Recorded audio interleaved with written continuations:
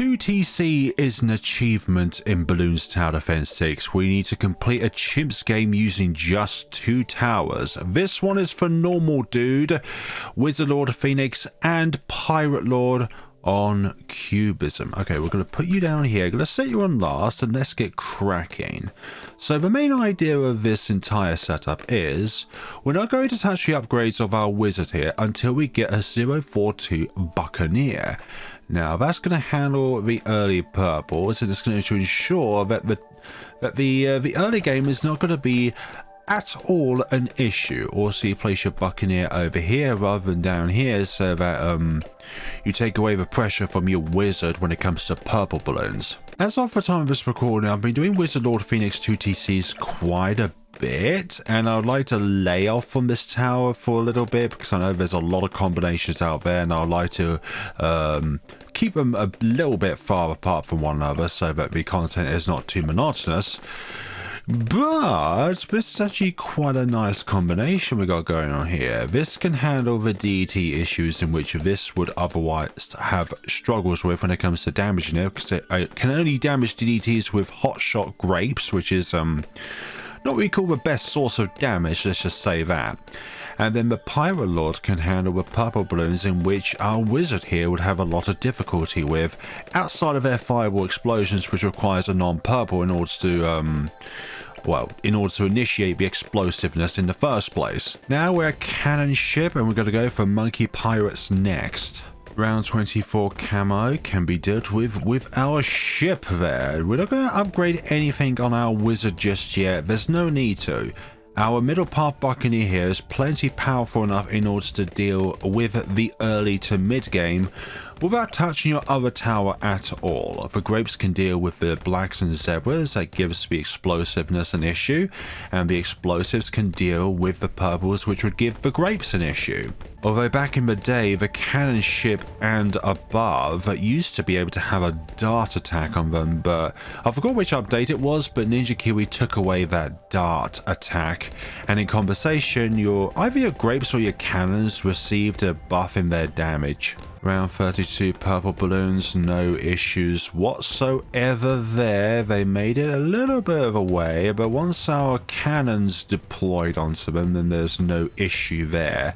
Monkey Pirates is now a go. Just to make the mid game just a tad easier, we're going to go all the way up to Dragon's Breath, and then we're going to think about Pirate Lord, and then we're going to get the rest of the upgrades for our wizard here. And here is Dragon's Breath, ready for round 39 and onwards. Both these towers are pretty good against Moabs, to say the least. Speaking of round 40, go and die. What's really cool about the Pirate Lord is that recently it's been given a buff to where it's now got 6 hooks on it rather than the usual 3.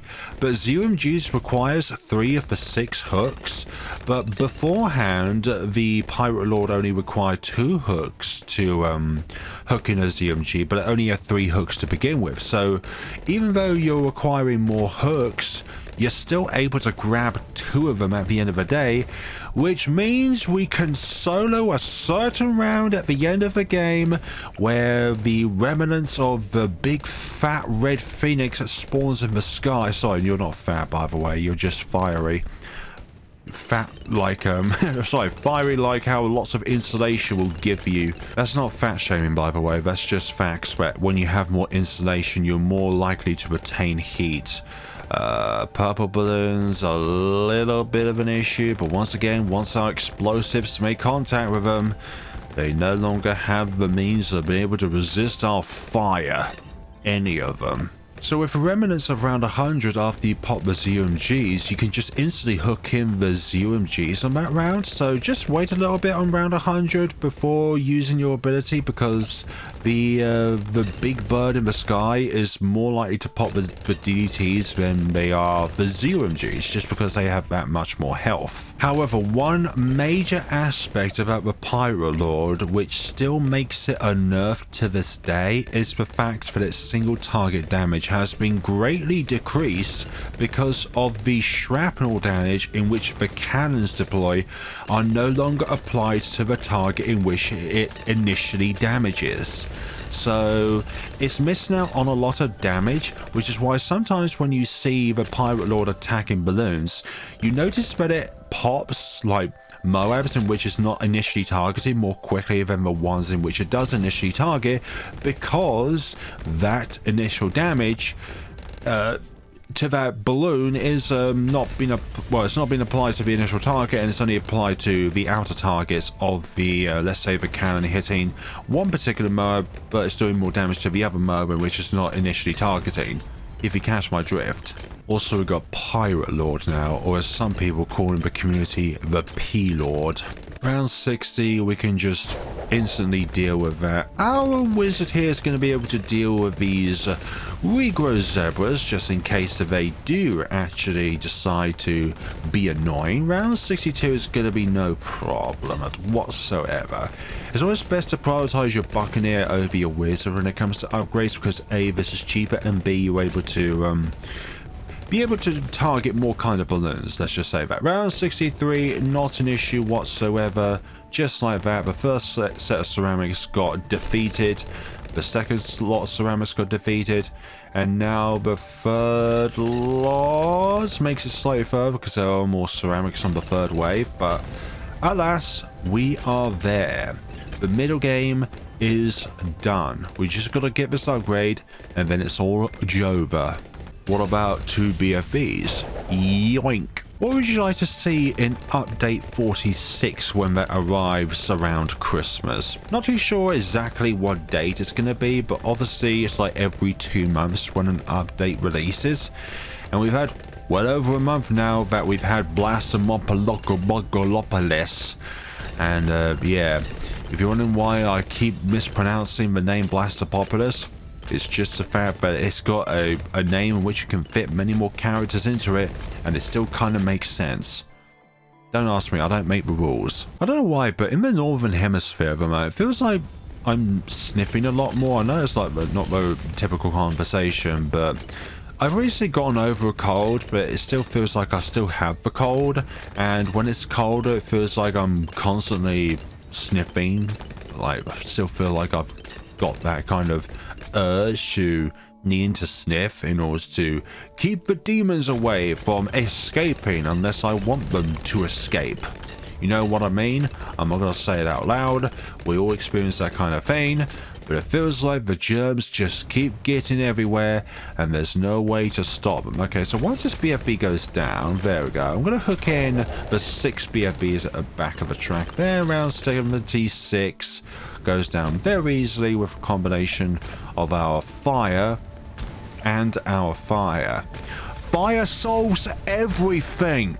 Unless you're a purple balloon. Then fire the cannons! Yeah, this is pretty chill at the moment. There's nothing really that I'm worried about until the late 90s. Even like round 95 is pretty smooth sailing because I don't have to worry about initiating the ability for the purples so that we can actually damage the purples with our Wizard Lord Phoenix, because our Pirate Lord can take care of our purple issue there. And you can even summon it before the Phoenix before the deities even spawn, so then hopefully you'll be able to do as much damage as possible in order to then get your ability back while there's still some deities on the screen, but the damage which we're reflecting on it by default attacks can obviously take care of the rest. Round 79, because in certain cases in a game of chimps, you don't want to pop everything. I know that sounds stupid, but if you are ability reliant, you don't always want to pop everything. You want things to last so that your ability can actually come back. You know what? We're going to use Summon Phoenix. We're going to use this ability for the first time, and we're going to save our Pirate Lord hooks for the next round, possibly. Yeah, we're going to save it for the latter part of round 81 and also for the latter part of round 82. Just because we can, okay?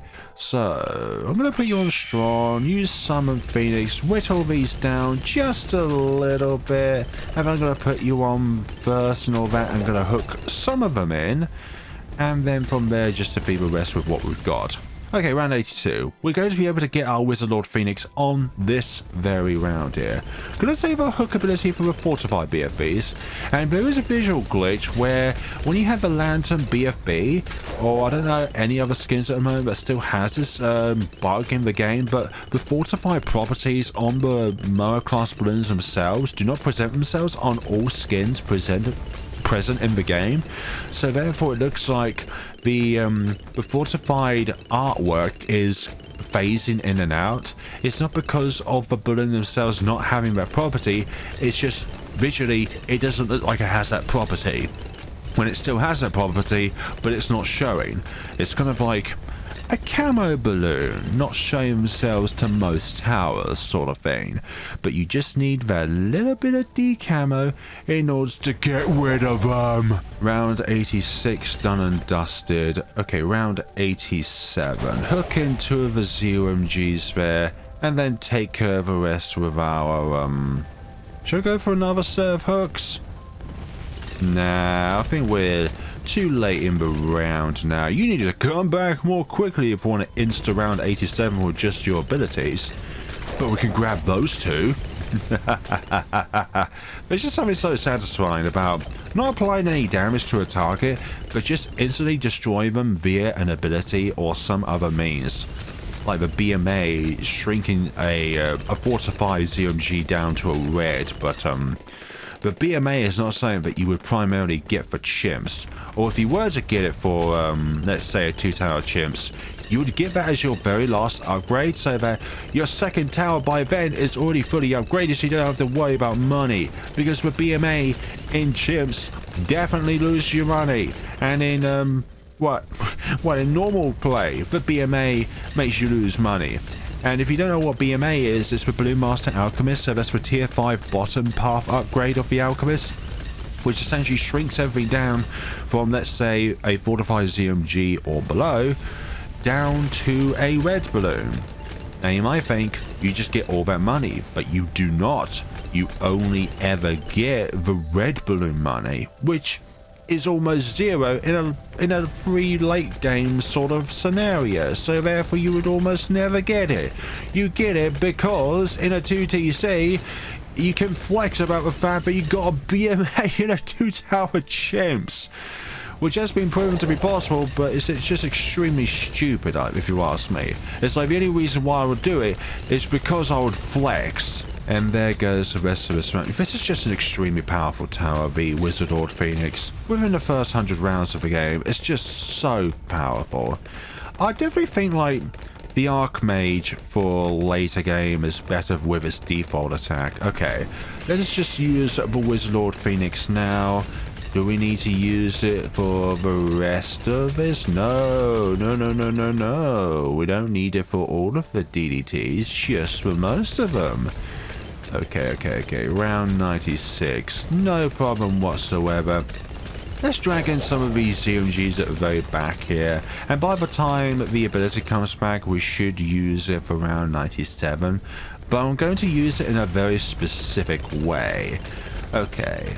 Round 96 is going to be done and dusted right here, right now. Now I'm going to spam and just hook in one of the ZMGs. The reason is that I just want to be able to have this ability back around 98 for when I really need to use it. And I don't want to just have it on full cooldown going into round 98. So we can pop this one ZMG without needing to worry about twice the amount of pierce by having 2 fortified ZMGs on the track. Because this is a bulky bugger. Like, round 97 sometimes is the second most difficult round in the entire game. Round 98, hook that in, let's use our warp ability, and we should be able to take care of the majority of the targets here. Maybe I need to use a warp ability a little bit later on in the round. Oh, this is looking a little bit dicey. Yeah, use the ability a bit later on in the round, when the majority of the targets are on the screen, or all of the targets actually, to be honest. And perhaps that's still a little too late. Or maybe for me, I don't know why, but I just thought it was summoning out far less fireballs than it should be doing. And that looks a bit more successful. Yeah, that's definitely more successful. Round 99, let's just use the warp ability, and it goes down just like that, round 100. So only one hiccup throughout the entire run, and that's just down to the timing of Wizard Lord Phoenix ability. You want to use it when most of the fortified BFBs are in the, well, in the game, let's just say. Okay, this bad is getting there. Our third warp ability will be able to take it down from its bad layer to the next layer from there. Okay, so we're going to do that. And then once the DTs spawn out, they should be insta-popped and just hook in the zoomages just like that. That is how you do the Wizard Lord Phoenix and Pirate Lord 2TC. It's definitely one of the easier combinations in which you can do throughout all of the different combinations that you can find. Now, when I say easier, it doesn't mean easy, because difficulty is subjective. It could be easy for someone like myself, but it could be harder for another person, which is why when you specify something as easy, then that can be, I don't know, it could be disheartening for those who don't find it easy. But if I say easier, that's like a comparison with other combinations, so the meaning is broader. Maybe I'm just speaking too ahead of myself. I think it's definitely possible. Oh my god, that's actually quite close. Like, you could definitely, like, if you were to get Summon Phoenix before Pirate Lord, you could possibly get like a 1 million between the both of these if you were to use the Pirate Lord hook ability more, because you'd be able to close the gap by 70k to match up with this. Anyways, this is not a 1 mega pops with 2 tower chimps with both towers. Anyways, folks, hope you all enjoyed this video. Sorry it's not like a more complicated 2 tower chimps. I've just been a little bit tired today. I've been doing a lot of counting Pokemon cards because I've neglected them for a year, and I need to send off a massive bulk in which I've been storing for a long time. So I've been counting like tens of thousands of cards and applying them to their different rarity piles, and it takes so much time in order to do that. So I'm like, yeah, I'll take normal dude's request for this video, and we'll go from there. Thank you all so much for watching, everyone, and take care of yourselves.